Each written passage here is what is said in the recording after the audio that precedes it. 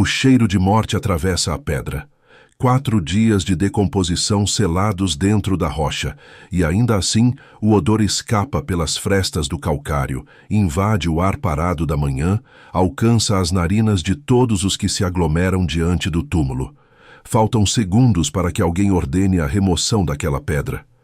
Estamos em Betânia, uma pequena aldeia a menos de 3 quilômetros de Jerusalém, em algum momento entre os anos 30 e 33 da Era Comum.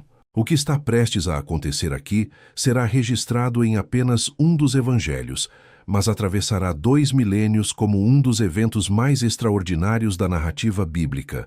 O sinal definitivo que, segundo o texto de João, precipitará a decisão das autoridades religiosas de eliminar o homem que agora está de pé diante desta tumba. Antes de começarmos, escreva nos comentários de onde você está assistindo. Deixe seu like, se inscreva no canal e ative o sino. Continuamos. A luz da manhã cai oblíqua sobre o vale. O sol já ultrapassou a linha das colinas a leste, mas ainda não aqueceu o ar. Há um frio característico da região montanhosa da Judéia, esse frio seco que faz a pele repuxar e os olhos lacrimejarem. Diante do sepulcro escavado na encosta rochosa, uma multidão se comprime. Carpideiras profissionais, contratadas segundo o costume, ainda executam seus lamentos rituais em tons agudos e repetitivos. Vizinhos de Betânia. Conhecidos vindos de Jerusalém para consolar as 2 irmãs enlutadas. E no centro de tudo, um homem que chegou tarde demais para salvar seu amigo. Ou assim parece a todos os presentes. Ninguém ali compreende o que está prestes a testemunhar. Antes de continuarmos, escreva nos comentários de onde você está assistindo. Deixe seu like, se inscreva no canal e ative o sino. Continuamos. Para reconstruir esta manhã, é preciso primeiro compreender o lugar. Betânia, em hebraico, Beit Ania, que alguns estudiosos traduzem como Casa da Aflição ou Casa dos Pobres. Outros sugerem Casa das Tâmaras, referência às palmeiras que pontilhavam a região. A aldeia ocupa uma posição estratégica na encosta oriental do Monte das Oliveiras, no caminho que conecta Jerusalém a Jericó.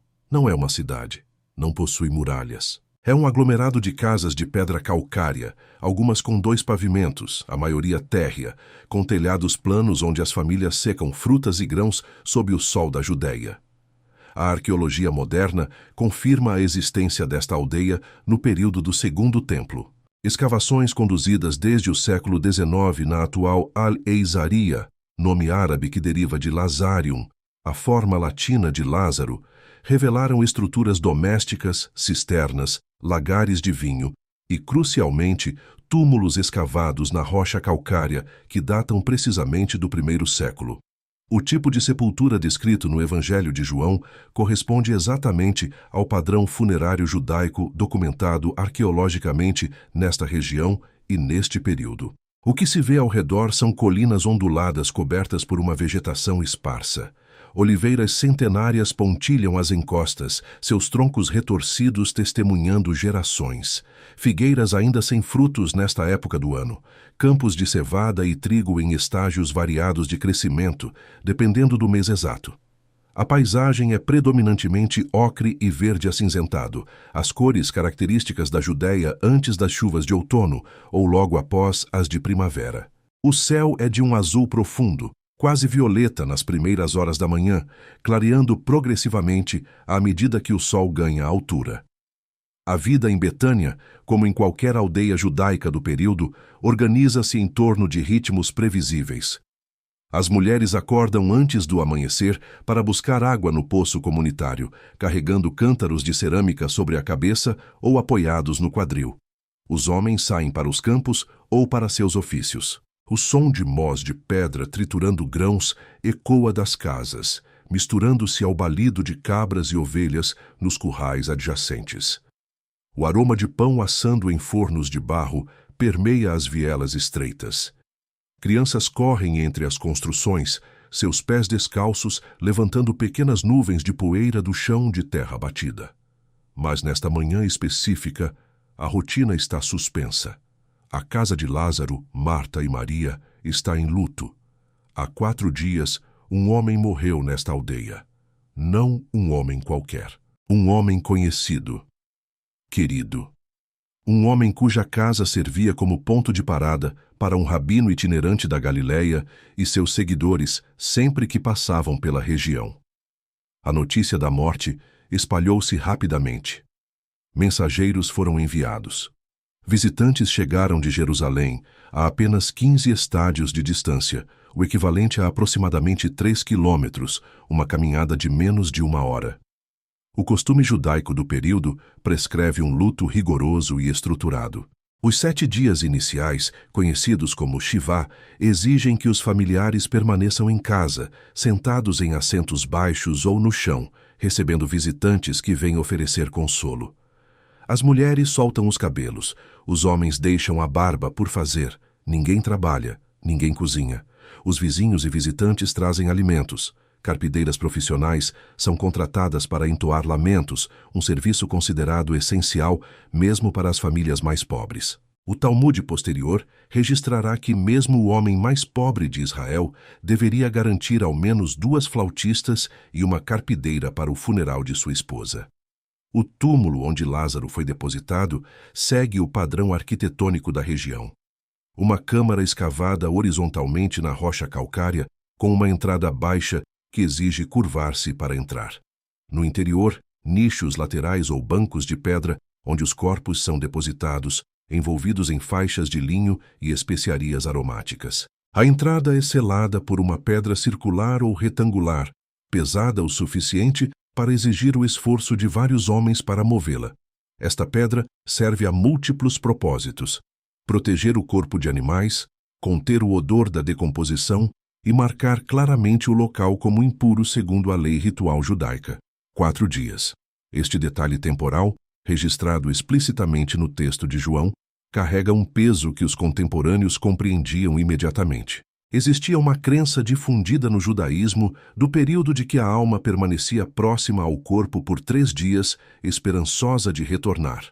Após o 3º dia, a decomposição tornava-se irreversível. A alma partia definitivamente e qualquer esperança de ressuscitação natural era abandonada. 4 dias significam que para qualquer observador do 1º século, Lázaro está irrevogavelmente morto. Não há ambiguidade. Não há possibilidade de erro diagnóstico. Não há chance de um despertar de coma ou catalepsia. A morte é certa, completa, definitiva. E é precisamente neste cenário de certeza absoluta que o evento se desenrolará. O contexto religioso e político da Judéia neste período é essencial para compreender o que acontece nesta manhã. A região vive sob ocupação romana há quase um século. Herodes Antipas governa a Galileia e a Pérea como tetrarca, enquanto a Judéia e Samaria estão sob administração direta de um prefeito romano, Pôncio Pilatos, neste período específico. O Templo de Jerusalém, magnificamente reconstruído e ampliado por Herodes o Grande, permanece como o centro absoluto da vida religiosa judaica. Sacrifícios são oferecidos diariamente. Peregrinos afluem de toda a diáspora para as festas anuais. O sumo sacerdote, neste momento provavelmente Caifás, genro de Anás, exerce autoridade religiosa sob supervisão romana.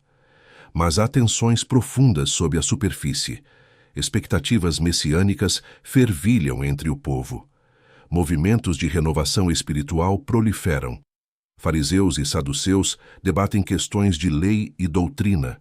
Essênios vivem em comunidades separadas, aguardando uma intervenção divina iminente. Zelotes pregam resistência armada contra Roma. E entre o povo comum há uma fome de sinais, de maravilhas, de alguma evidência de que Deus não abandonou seu povo. Neste ambiente, um rabino da Galileia tem atraído multidões e controvérsias. Seus ensinamentos desafiam interpretações estabelecidas. Seus atos, descritos como sinais e prodígios, geram admiração entre uns e suspeita entre outros. As autoridades em Jerusalém monitoram seus movimentos. Alguns o consideram profeta. Outros, um agitador perigoso. Alguns sussurram que ele pode ser o Messias prometido. Outros alertam que tais afirmações só trarão a ira de Roma sobre a nação. Este rabino é amigo da família de Betânia. O Evangelho de João registra explicitamente que Jesus amava Marta, Maria e Lázaro. A casa deles era um refúgio, um lugar de hospitalidade e afeto em meio às pressões crescentes de seu ministério público. Quando Lázaro adoeceu gravemente, as irmãs enviaram mensageiros urgentes. A mensagem era simples e confiante. Aquele a quem amas está doente. Não um pedido explícito. Apenas uma informação carregada de expectativa implícita. Mas o rabino não veio imediatamente. O texto de João registra que ele permaneceu onde estava por mais 2 dias após receber a notícia. Quando finalmente partiu para a Judéia, seus discípulos protestaram. A região era perigosa, havia ameaças recentes. Voltar ali era arriscar a vida. Mesmo assim, ele veio. E quando chegou aos arredores de Betânia, Lázaro já estava no túmulo há 4 dias. A notícia de sua chegada precedeu-o. Marta saiu ao seu encontro antes que ele entrasse na aldeia. O texto bíblico registra o encontro, as palavras trocadas, a declaração de fé e a promessa feita. Maria permaneceu em casa inicialmente, cercada pelos visitantes de Jerusalém, até ser chamada. Quando ela foi ao encontro do rabino, os consoladores a seguiram, supondo que ela ia ao túmulo para chorar. E agora todos estão aqui, diante desta pedra, diante deste sepulcro, diante deste cheiro de morte que nenhuma especiaria conseguiu mascarar completamente. O grupo que cerca o túmulo é diverso. Há os discípulos que acompanham o rabino Galileu, homens de diferentes origens e temperamentos, tensos com a proximidade de Jerusalém e as ameaças que ela representa. Há Marta, a irmã prática, organizadora, aquela que o texto bíblico retrata servindo e providenciando. Há Maria, a contemplativa, aquela que o mesmo texto mostra aos pés do Mestre, absorvendo ensinamentos. Há vizinhos de Betânia que conheciam Lázaro desde a infância, que compraram produtos de sua casa, que compartilharam refeições em dias de festa. Há visitantes de Jerusalém, alguns genuinamente enlutados, outros talvez curiosos sobre o que o controverso rabino faria diante da morte de seu amigo. As carpideiras continuam seu trabalho, embora com menos intensidade agora. Seus lamentos formam um pano de fundo sonoro constante, uma melodia de dor ritualizada que permeia toda a cena. O som é ao mesmo tempo artificial e genuíno, profissional e comovente. É o que se espera, é o que se faz. É como se despede os mortos na Judéia do 1º século. O ar carrega outros sons também. O vento suave que desce das colinas, fazendo sussurrar as folhas das oliveiras próximas. O murmúrio baixo das conversas entre os presentes, o choro contido de alguns, o arrastar de sandálias no solo rochoso e, ocasionalmente, o silêncio tenso que se instala quando todos percebem que algo está prestes a acontecer. O sol continua sua ascensão, a luz muda sutilmente a cada minuto, as sombras encurtando, o calor começando a se fazer sentir onde antes havia frio.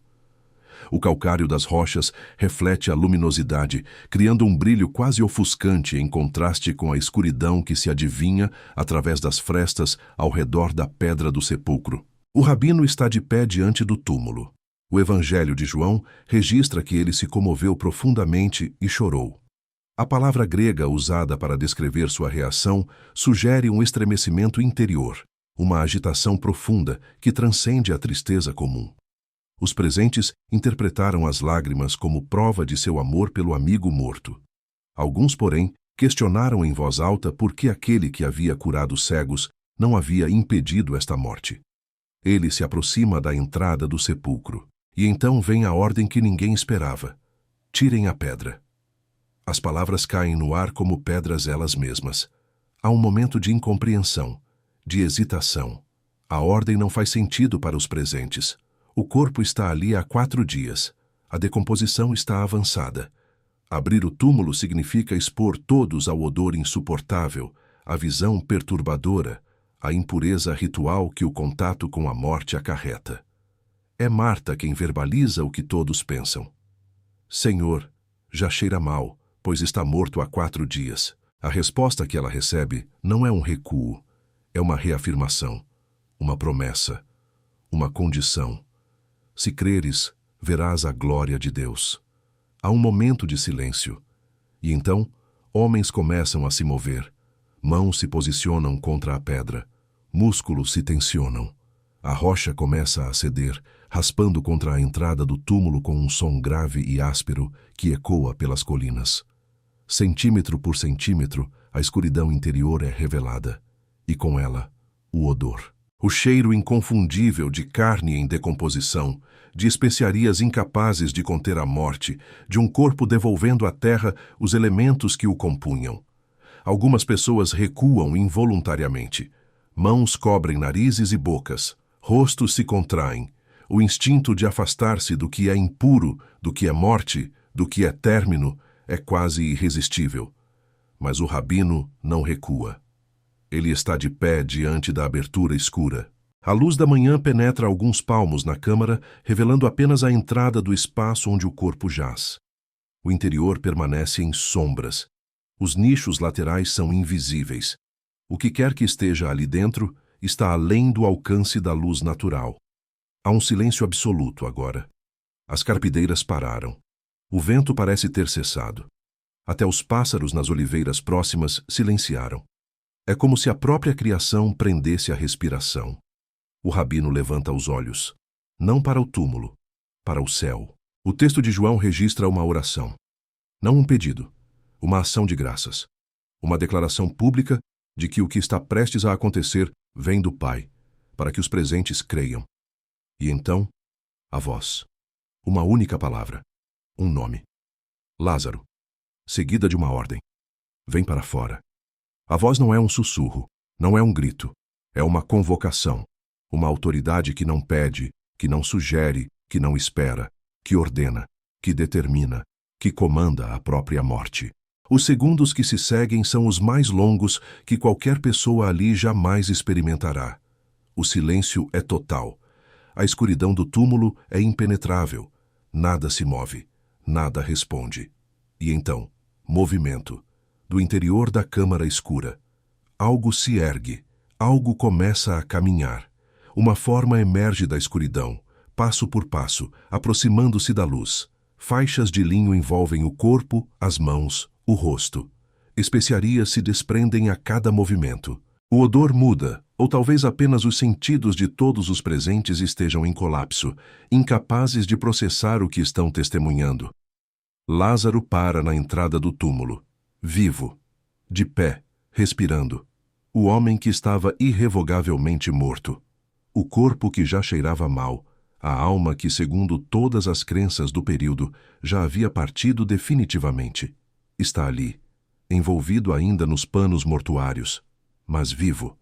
O Evangelho registra a ordem final. Desatem-no e deixem-no ir. Mãos trêmulas obedecem. As faixas são removidas. O rosto é descoberto. E ali está ele, Lázaro de Betânia, olhando para sua irmã Marta, para sua irmã Maria, para o amigo que chegou tarde demais e exatamente no momento certo, para uma multidão que jamais esquecerá este amanhecer. O que aconteceu nesta manhã reverberou imediatamente. O texto de João registra que muitos dos judeus que testemunharam o evento creram, mas alguns foram até as autoridades em Jerusalém e relataram o ocorrido. A resposta foi uma reunião do Sinédrio, o Conselho Supremo, onde a decisão foi tomada. Este homem realiza muitos sinais. Se o deixarmos continuar, todos crerão nele, e os romanos virão e destruirão tanto o nosso lugar como a nossa nação. A sentença de morte foi pronunciada naquela reunião, não apenas contra o rabino, mas também contra Lázaro. O homem ressuscitado tornou-se uma prova viva, uma evidência ambulante que não podia ser refutada. Enquanto ele vivesse, o testemunho de Betânia permaneceria incontestável. O local é venerado desde os primeiros séculos. A tradição cristã identifica o túmulo de Lázaro em Aleixaria até hoje. Uma igreja foi construída sobre o local no século IV, substituída por outra no período bizantino, depois por uma mesquita no período muçulmano. Arqueólogos confirmam a existência de túmulos do primeiro século na área, compatíveis com a descrição do Evangelho. Peregrinos visitam o local há quase 2 milênios, descendo os 24 degraus que levam a uma câmara que a tradição identifica como o sepulcro original. O evento de Betânia ocupa um lugar único na narrativa dos evangelhos. É o último e maior dos 7 sinais registrados por João.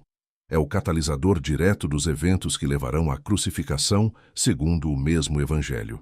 É a demonstração máxima de autoridade sobre a morte antes da própria ressurreição do rabino, poucas semanas depois. Jesus chorou, registra o texto, no versículo mais curto da Bíblia em muitas traduções. E então ordenou que a morte se revertesse. Para os primeiros cristãos, Betânia era prova e promessa. Prova de que aquele que chamavam de Senhor tinha poder sobre o último inimigo. Promessa de que a mesma voz que convocou Lázaro da tumba convocaria todos os que creem no dia final. 2000 anos depois, a aldeia ainda existe. O túmulo ainda é visitado. A história ainda é contada. Em igrejas ao redor do mundo, o texto de João 11 é lido em funerais, em liturgias quaresmais, em momentos de luto e de esperança. Lázaro, vem para fora, tornou-se símbolo de toda convocação divina, de toda chamada que rompe barreiras que parecem intransponíveis. Naquela manhã em Betânia, algumas pessoas viram e creram. Outras viram e buscaram destruir aquele que operou o sinal. A mesma evidência produziu respostas opostas. Assim foi então. Assim continua sendo. O túmulo aberto permanece como pergunta diante de cada observador, através dos séculos. O sol subiu completamente sobre as colinas. A luz da manhã tornou-se luz plena do dia. O odor de morte foi substituído por algo que ninguém sabia nomear.